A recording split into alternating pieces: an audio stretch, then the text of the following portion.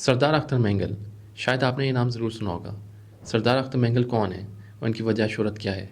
आइए आज जानते हैं।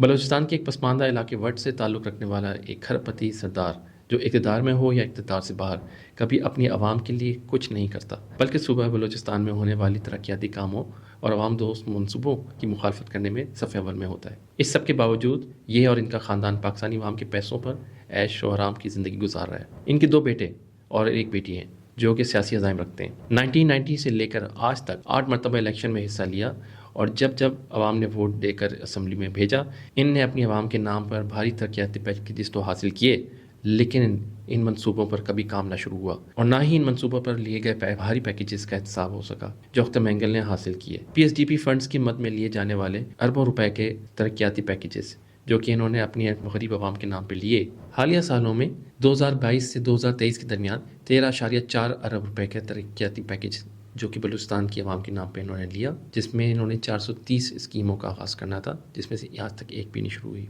इसके अलावा 2023 से 2024 के दरमियान 661 स्कीमों के मद में 16.7 अरब रुपए का पैकेज लेने वाले सरदार अख्तर मेंगल साहब ने एक भी प्रोजेक्ट पाया तकमील तक नहीं पहुँचाया। सरदार अख्तर मेंगल साहब की वजह शोहरत ये भी है कि ये बलूचिस्तान में बिलखुसूस सीपैक की मद में होने वाले तरक्याती पैकेज के नाक़िद रहे हैं। इनके ही हल्के में N25 सड़क, जो कि किलर हाईवे के नाम से मशहूर है, को बेहतर तरीके से मज़ीद मुरम्मत करके सीपैक के ही प्रोजेक्ट से मातहत बेहतर किया जा रहा है और ये वही प्रोजेक्ट है जो कि सीपैक के अंडर किया जा रहा है और जिसके ये नाक़िद रहे हैं। सवाल तो ये भी बनता है कि अगर सरदार अख्तर मेंगल स्कीमों के नाम पर भारी बजट हासिल करते रहे हैं तो ये पैसे जाते कहाँ रहे हैं? इसकी एक तवील दास्तान है जिसमें ज़्यादातर बैरून मुल्क असासे जाते हैं, जबकि इनके हल्के की आवाम बुनियादी सहूलियात को तरस रही है और इनसे सवाल करती है। चंद साल पहले बैरून मुल्क बिलखुसूस दुबई में असासाजात रखने वाले पाकिस्तानी अशखास के नामों की फहरिस्त जारी हुई, जिसमें एक काबिल ज़िक्र नाम सरदार अख्तर मेंगल का भी था। हालिया दिनों में एक पॉडकास्ट में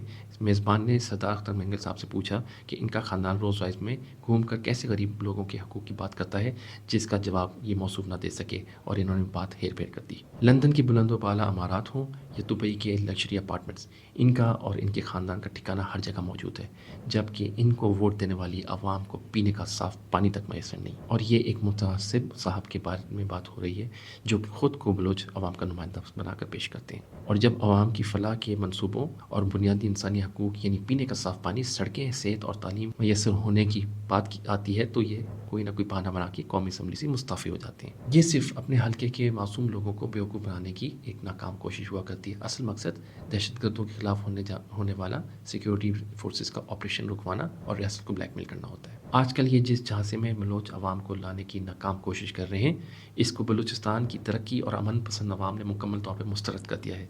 जिस महारंग का ये मुकदमा लड़ रहे हैं, इस महारंग का बाप मीर गफ़ार लांगू BLA का दहशतगर्द था। शायद यही वजह है कि सरदार साहब के दिल में महारंग के लिए एक नरम गोशा है, क्योंकि सरदार जावेद मेंगल, जो कि सरदार अख्तर मेंगल का सगा भाई है, दहशतगर्द तंजीम लश्कर बलूचिस्तान का रुकन रहा है। यही नहीं, इनका भतीजा नूरुद्दीन मेंगल और भावल मेंगल भी इसी तंजीम का हिस्सा रहे हैं। आखिर क्या वजह है कि सरदार अख्तर मेंगल साहब ने इस वक्त का इंतखाब किया जबकि सूबे में अवामी फलाह बहबूद के मंसूबे बहुत तेज़ी से जारी हैं, जो कि इनके दौर हुकूमत में बतौर चीफ मिनिस्टर तो हो ना सके। और जब अब मौजूदा चीफ मिनिस्टर सरफराज बुख्ती साहब अपनी हुकूमत और अपनी काबीना के मातहत इन मनसूबों की निगरानी कर रहे हैं, उनको पाया तकमील में पहुँचाने के लिए कोशिश हैं।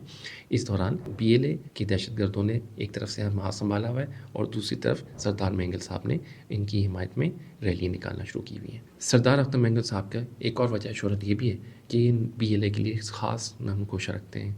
वही BLA जिसको अमेरिका ने बैनुल-अक़वामी सतह पर एक दहशतगर्द तंजीम तस्लीम किया है और इसकी हिमायत भारत करता रहा है। इस सब के बावजूद आपने कभी महारंग लांगू और सरदार अख्तर मेंगल की ज़बानों पर इन दहशतगर्दी के वाक़यात की मज़म्मत और BLA की इंसान दुश्मन कार्रवाइयों पर बयान नहीं सुना होगा।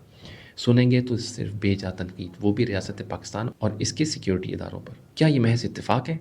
बिल्कुल नहीं।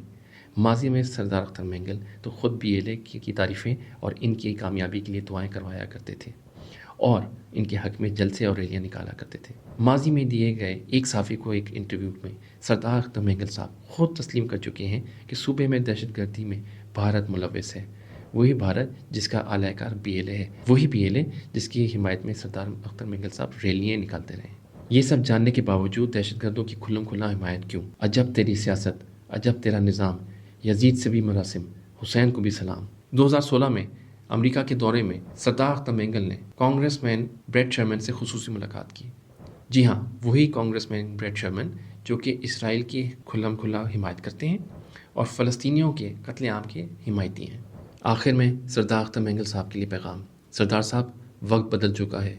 पाकिस्तान से मोहब्बत करने वाले बलोचों ने आपका असली चेहरा देख लिया है और इसीलिए सियासत के आड़ में छुपे आपके दहशतगर्दों के लिए नरम कोशे को भी जान चुके हैं और आपकी मौजूदा रैली को मुस्तरद कर चुके हैं, क्योंकि जिनको आप मिसिंग पर्सन कहते हैं वो बलूचिस्तान में गयूर मुहब्ब वतन बलोचों की खून की होली खेलते हैं और आए रोज़ सिक्योरिटी फोर्सेस के ऑपरेशन के दौरान बमा सैटेलाइट फ़ोन और भारतीय असलहे के साथ बरामद होते हैं। आपका खेल ख़त्म हो चुका है। बलोचियों ने आपका और महारंग लांगू का दहशतगर्दों के लिए आलाकार बनने से इनकार कर दिया है और इसी वजह से आज आपकी सियासत और आप एक बंद गली में खड़े हैं। पाकिस्तान हमेशा पाइंदाबाद।